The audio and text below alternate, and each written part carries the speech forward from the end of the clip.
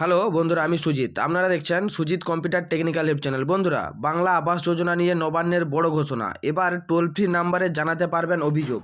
মানে বাংলা আবাস যোজনা প্রকল্পের কিন্তু নতুন আপডেট সবার সামনে নিয়ে চলে এসেছে।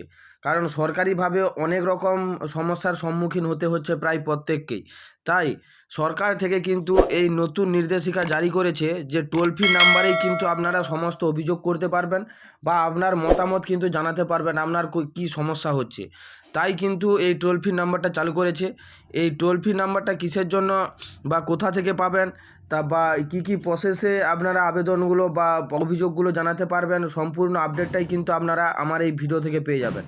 আমার এই ভিডিওটা যদি আপনাদের ভালো লেগে থাকে অবশ্যই আমার এই চ্যানেলটা সাবস্ক্রাইব করবেন এবং পাশে থাকা বেল আইকন টিপে অল অপশানটি অন করে রাখবেন, যাতে এরকম নতুন নতুন আপডেট আপনারা সবার আগে পান। এবার আসবো মূল বিষয়ে। কি বলেছে দেখুন এখানে। আমি আপনাদেরকে বলে দিই, পশ্চিমবঙ্গ সরকার বাংলা আবাস যোজনা প্রকল্পে স্বচ্ছতা বজায় রাখতে এবং উপভোক্তাদের সুবিধা প্রদানের জন্য একটি বড়সড় পদক্ষেপ গ্রহণ করেছে। এবার থেকে টোল ফ্রি নাম্বারে ফোন করে সরাসরি রাজ্য সরকারের কাছে অভিযোগ জানাতে পারবে সাধারণ উপভোক্তারা। দেখুন এখানে কিন্তু একটা কথা বলে দিয়েছে, স্বচ্ছতা মানে মানে যদি এই আবাস যোজনার কোনো দুর্নীতি দেখতে পান, তাহলে অবশ্যই টোল ফ্রি নাম্বারে কিন্তু আপনারা কল করে অভিযোগ জানাতে পারবেন। তাহলেই কিন্তু অভিযোগটা গ্র্যান্টেড হয়ে যাবে, তারপরে সেটা খতিয়ে দেখবে সরকারের তরফ থেকে। সেটাই কিন্তু বলে দিয়েছে। কারণ আবাস যোজনা প্রকল্পের কিন্তু এতদিন পর্যন্ত কোনো এরকম পদক্ষেপ ছিল না।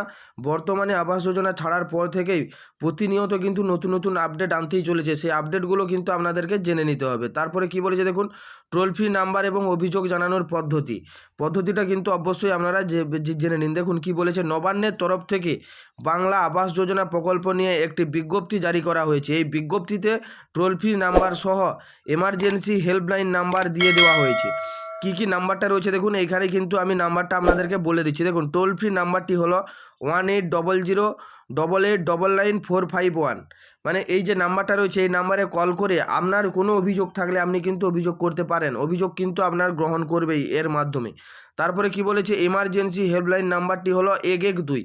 মানে এমার্জেন্সি হেল্পলাইন নাম্বার বলতে আপনার কোনো অভিযোগ থাকলে, আবাস যোজনা প্রকল্পের জন্য যদি আপনার কোনো অভিযোগ থাকে বা কোনো দুর্নীতি হচ্ছে এরকম মনে হচ্ছে, তাহলে অতি অবশ্যই কিন্তু আপনি আপনার ফোন থেকেই এই নাম্বারগুলোতে কল করে জানাতে পারবেন যে আপনার এরিয়াতে এরকম কোনো দুর্নীতি হচ্ছে। তারপরে দেখুন, যে কোনো সমস্যায় লোকাল থানার এফআইআর দায়ের করতে উপভোক্তাদের উৎসাহিত করা হচ্ছে এই বিজ্ঞপ্তির মাধ্যমে। যদি কোনো বাধা বা সমস্যা থাকে, উপভোক্তারা টোল ফ্রি নাম্বারে সরাসরি কল করে অভিযোগ জানাতে পারবে। তারপরে কী বলেছে, টোল ফ্রি কন্ট্রোল রুম।